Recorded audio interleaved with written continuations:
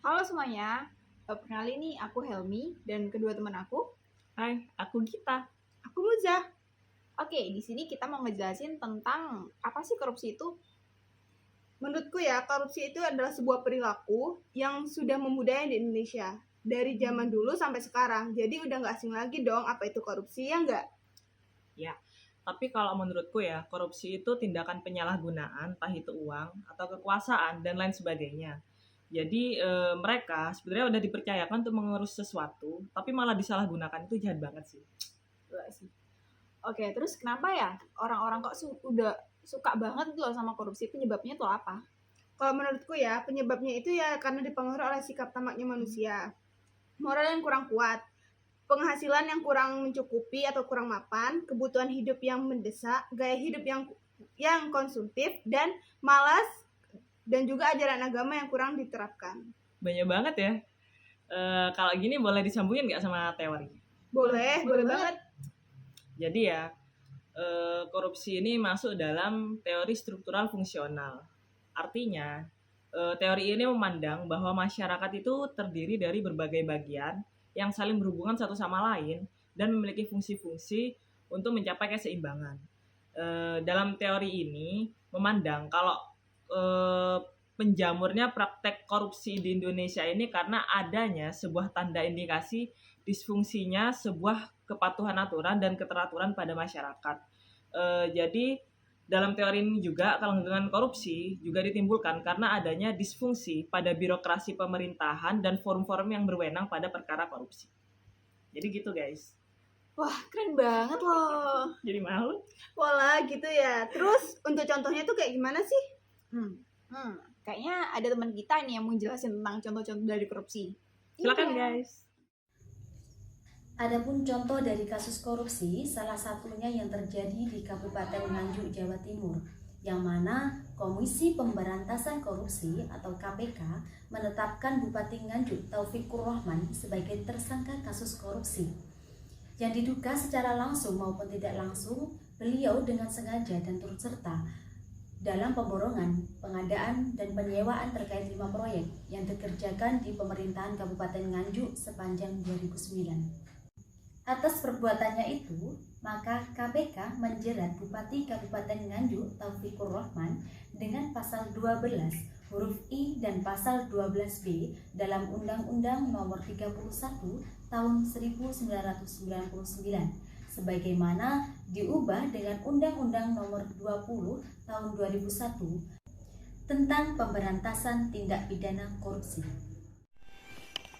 Contoh kasus korupsi yang terjadi di Pamekasan salah satunya adalah kasus Kepala Desa Larangan Selampar, Hoibah, yang ditetapkan sebagai tersangka kasus korupsi 2 paket proyek tahun 2019 oleh Kejaksaan Negeri Pamekasan.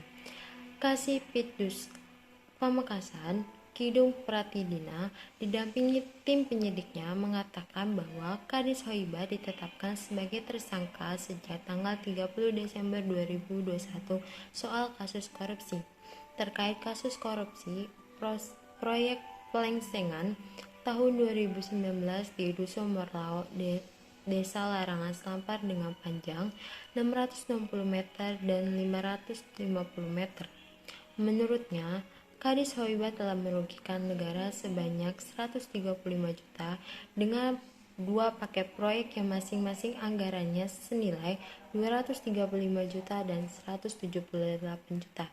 Dikatakan bahwa Kadis Hoibah memiliki itikat baik untuk mengembalikan anggaran yang telah diambil. Dengan kata lain, Hoibah diberikan waktu selama 9 hari untuk segera mengembalikan kerugian negara yang telah diambilnya tersebut. Akibat perbuatannya, Hoibah dikenakan pasal 2 dan 3 Undang-Undang Nomor 31 Tahun 1999 sebagaimana dirubah dengan Undang-Undang Nomor 20 Tahun 2021 tentang tindak pidana kasus korupsi dengan ancaman maksimal 20 tahun penjara dan minimal 5 tahun penjara. Awalnya, kasus korupsi yang dilakukan Kepala Desa Larangan Selampar diketahui usai adanya aduan masyarakat pada Kamis tanggal 21 Oktober 2021. Selain itu, kasus korupsi proyek tersebut diduga adanya double laporan pertanggungjawaban dari satu paket proyek yang dilaporkan oleh pihak desa.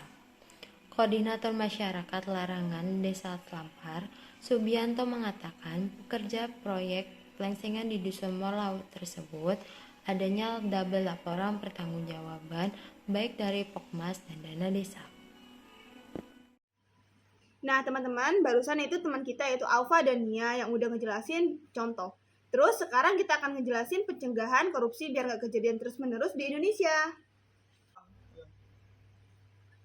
Upaya pencegahannya itu ada 5 yang aku tahu. Yang pertama, melakukan pendaftaran dan pemeriksaan terhadap laporan harta kekayaan penyelenggara negara. Yang kedua, menerima laporan dan menetapkan status gratifikasi. Yang ketiga, menetapkan pendidikan anti korupsi di rumah maupun di sekolah. Yang keempat, merancang dan mendorong terlaksananya program sosialisasi pemberantasan tindak pidana korupsi, serta melakukan kampanye anti korupsi pada masyarakat. Yang kelima, ada reformasi birokrasi. Nah, itu dia pencegahan dari korupsi. Oke, langsung kesimpulan ya. Boleh. Jadi kesimpulannya, korupsi telah menjadi suatu budaya di Indonesia karena telah dianggap umum dan biasa aja oleh masyarakat yang bisa terjadi kapan saja dan oleh siapa saja selama memiliki peluang. Adanya pengaruh yang signifikan antara moral, gaya hidup, dan budaya terhadap perilaku korupsi. Upaya penanganan preventif terhadap korupsi dapat dilakukan apabila semua pihak dapat turut serta membantu pemerintah dalam menangani korupsi. Karena apabila hanya mengendalikan pemerintah saja, maka apapun program yang diadakan untuk mencegah korupsi tidak dapat berjalan dengan lancar, guys. Gitu. Nah, itu dia teman-teman. Semoga video dari kita bisa menginspirasi kalian dan bisa menjadi pembelajaran bagi kalian semua. Terima kasih sudah nonton. Bye!